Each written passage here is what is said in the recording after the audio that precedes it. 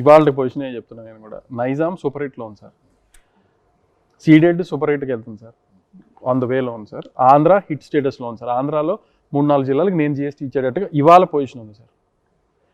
Overseas block buster పొజిషన్లో ఉంది sir. Bengaluru చాలా బాగుంది, చెన్నై చాలా బాగుంది. అనుకోకుండా అసలు మలయాళం బ్లాస్ట్ అయింది ఏంటో, మేము ఎక్స్పెక్ట్ చేయాలి. 50 లక్షలు గ్రాస్ వచ్చింది డే 1. సో ఒక్కొక్క ఏరియా ఒక్కొక్క రకంగా ఉంది సార్. ఇందాక జీవి గారు చెప్పినప్పుడు class cinema, world building cinema, ఈటీలు కాబట్టి ఒక రకమైన స్టోరీ టెల్లింగ్ సినిమా కాబట్టి కొంచెం కొన్ని ఏరియాలో తక్కువ ఉంది సార్.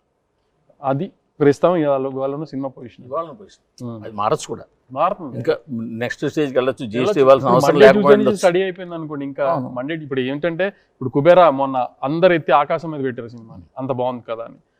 కానీ మీకు తెలుసు ఈ మధ్య సినిమా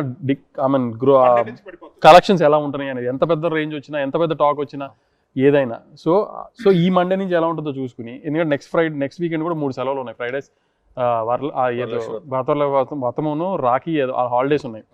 సో ఎంత హెల్ప్ అవుతుంది. సో ఏనే అయ్యేటప్పటికి నెక్స్ట్ సండే అయ్యేటప్పటికి ఇంకా బెటర్ క్లారిటీ వస్తుంది. ఇవాళ మాత్రం ఈ పొజిషన్లో ఉన్నాం.